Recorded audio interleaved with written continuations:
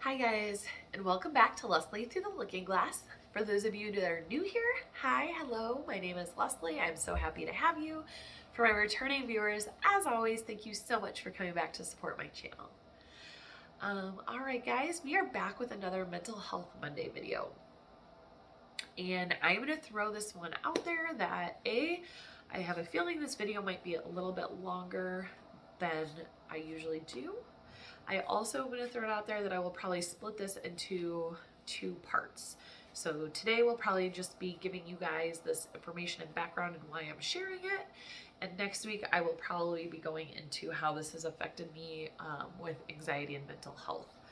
And the third thing I want to say before I get started is that I want to throw a trigger warning out there for some of you. I don't know if you will want to continue watching this video if you are triggered with loss or miscarriage. I just feel like I don't want to blindside anybody. That being said, I don't want that to turn anybody away either. I think this video is going to be a very important one. It's going to be one that if I was ever going to ask you to promote or share a video in my Mental Health Monday segment, it's going to be this one. And I just feel like this is a very important topic. So even if you hear this and think it might not apply to you, I hope that you will take the time to watch this video and understand why it's so important to me and I think to a lot of people. All right, that being said, if you haven't guessed by now, me and my husband suffered a miscarriage and loss of our pregnancy. I was hoping not to get too emotional this early in the video. We found out we were pregnant the weekend of Valentine's Day. We had been trying for a new baby in addition to our family since June or July. And we had been doing all the things. We had been tracking everything, taking ovulation tests, whole 9 yards, and got the news that Valentine's Day weekend I was able to surprise Mark with a positive test on Valentine's Day. It was a mix of emotions, of excitement, of being scared to go through it again, of being worried about being so sick again while keeping a toddler alive. Being scared I wouldn't be able to love another baby as much as I loved Amelia. Just 8,000 thoughts in that weekend. But it was really exciting. It's what we had been, trying to do. Sorry guys, I'm already congested from getting choked up. So I called and made my first doctor's appointment. Because of COVID, nobody could go to that appointment. So my mom did not know that was the reason I had a doctor's appointment, but she was going to be watching Amelia for me. I was going to be dropping her off. And they had scheduled me for an appointment just over 7 weeks, about 7.5 weeks, so that they could pick up a heartbeat and do a transvaginal ultrasound if they thought it was necessary.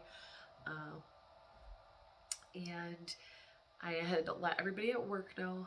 I had mentioned in the last video actually that I work at an animal hospital. So we do deal with a lot of things that are not so great for pregnant women. We take x-rays, we administer chemotherapy sometimes, we work with anesthesia, stuff like that. So we always have to be pretty upfront with our coworkers and our bosses because there's just a lot, to worry about there. That was a double-edged sword for me. I also was the third person to get pregnant in a really short amount of time there. So there was like a lot with that scenario, but we were just really excited. And the morning before my doctor's appointment, like I said, I was 7 weeks and 3 days. I started having some bleeding. I immediately knew what was happening.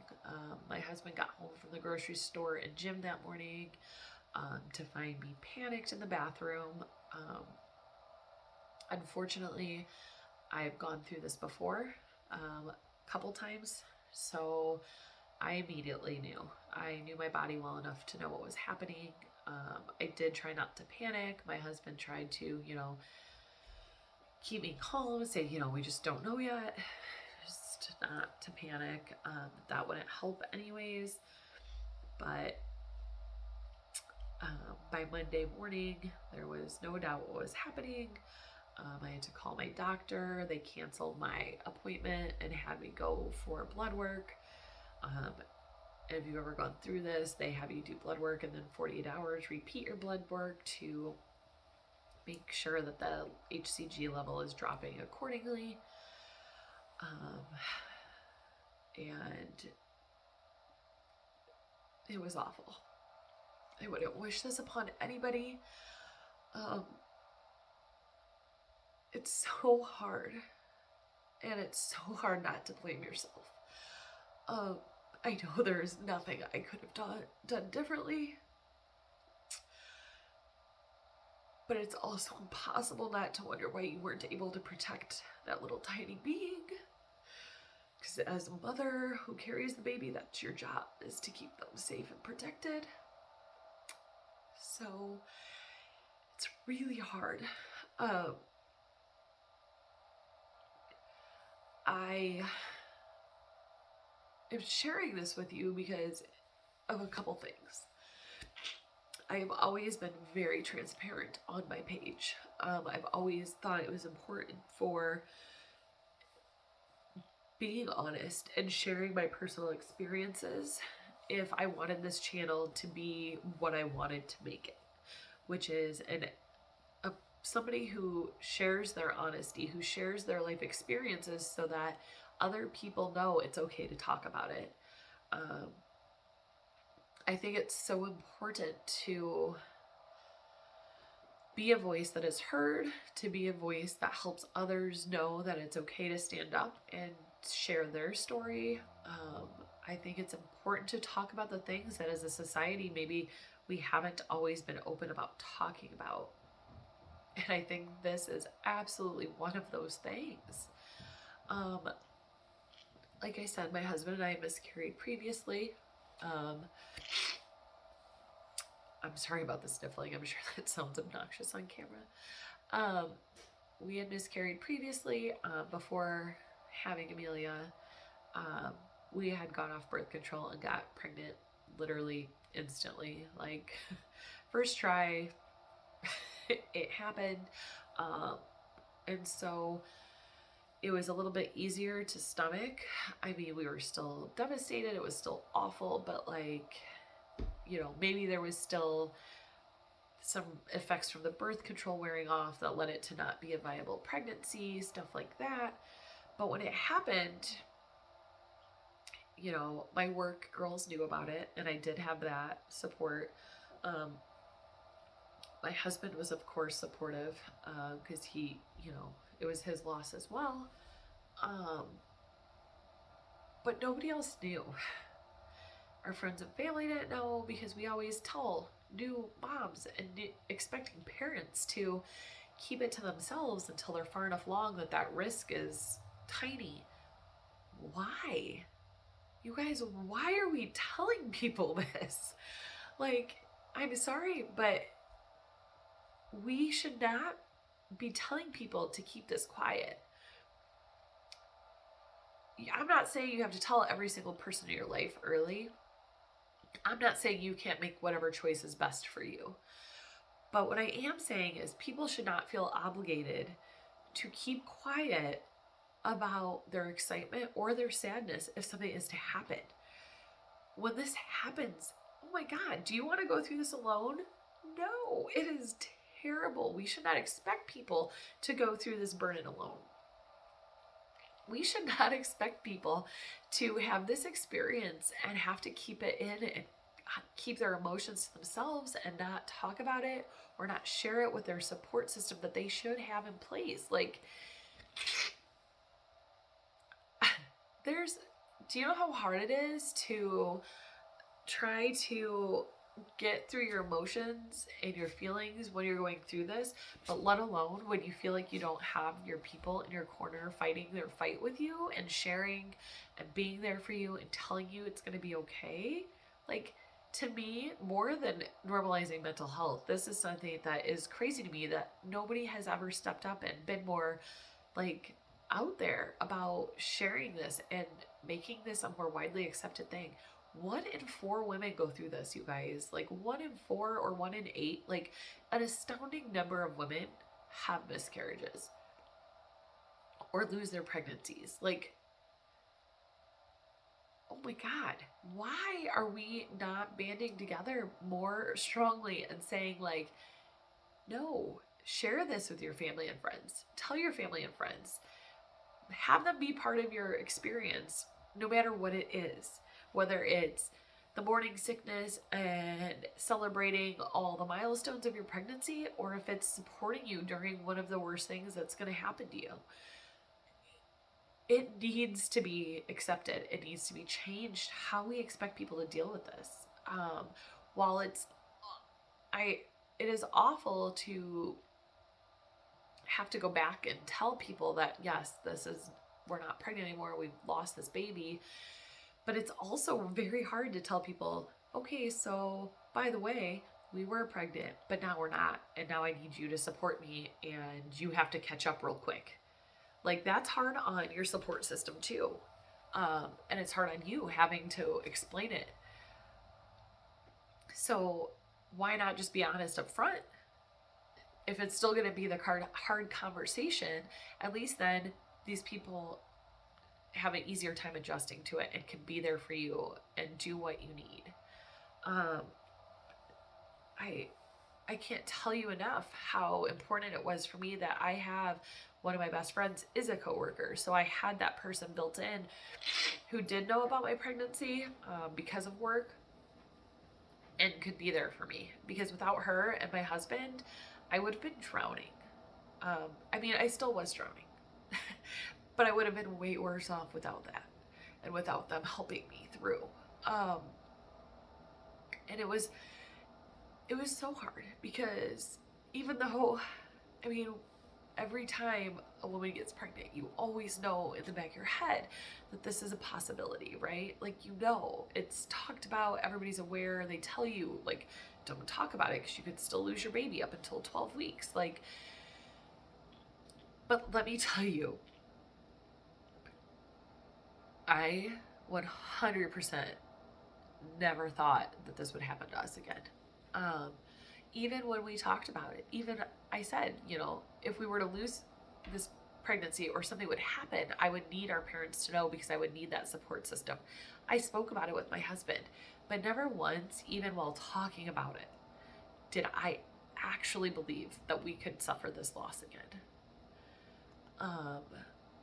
Naive, stupid, whatever you want to call it, my brain never went to a place where that was actually a realistic thought.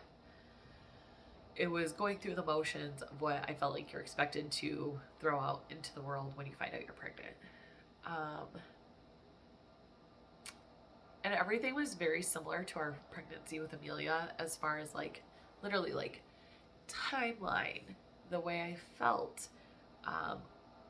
I had gone to urgent care for injury, and last time I had gone to urgent care for headaches. Like, literally all these things just were so identical to our pregnancy with Amelia that I just assumed this was going to be identical. I never really believed in my heart that this was a possibility, which was a huge detriment to me, I believe. I feel like it made it a lot harder to handle the first week because I had to wrap my head around so much more. We did share it with our families that day.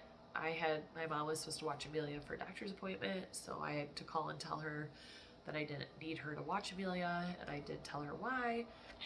Mark was at work and came home to help with Amelia for a little bit, so I could go get my blood work done. So he had told his dad and called his mom, and like I said, my coworkers knew.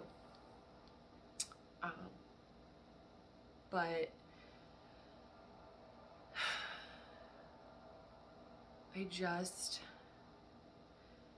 if you take anything from this conversation, just don't be afraid to share with people that you are going to need in your corner. I feel like it's so much extra pressure to put on somebody to feel like they need to deal with this alone, or that they should be ashamed and they shouldn't share, or however you want to put it. Like, don't feel that way. And please help others know that it's okay if this is what they go through, that it's okay if they want to share their news early, because they know they'll need people in their corner, good or bad. I just feel like it's crazy as a society that we still are like, shh, shh, keep this quiet. God forbid something happens. You don't want people to know that. Yes, you want people to know that. I think that's probably a huge contribution to some women's struggles with mental health. Oh my God, you guys. Like, talk about depression, anxiety, things being triggered from an experience that you're going through. Like, why? Why would we not talk about this more? It's so freaking common. It's such an awful experience. Why do we want to not normalize this? And not that normalizing it takes anything away from your experience of how awful it is, but think of what better way to go through it than having a huge support system. People that can share your experience, people that can support you during your experience, people that can be there for you however you may need it. And if you're watching this and you know somebody who's gone through this, or somebody comes up to you down the road and tells you this is what they're going through, don't look at it like you shouldn't talk about it. Don't think like, oh, they told me this and now I don't know what to do or how to respond. Just be there. Let them know you're there. Be whatever kind of support they need you to be. And you'll know. You'll pick up on that. It's just checking in. Check in. Let them know you care. Check in. Let them know you're an ear that will listen if they're ready to talk about it. Let them know that you're there if you just need a distraction. If they just need to get out and to not talk about it. There's no set way to deal with this. There's no set way to support somebody dealing with this. The best thing you can do is be there for somebody, though, whatever that looks like. And be there for the spouse, too. Like, this wasn't just my loss. It's much harder on the woman because physically she goes through all of it, but that's still a loss for the family and for the spouse or the significant other or the whatever. And I think that gets overlooked a lot. I think it's hard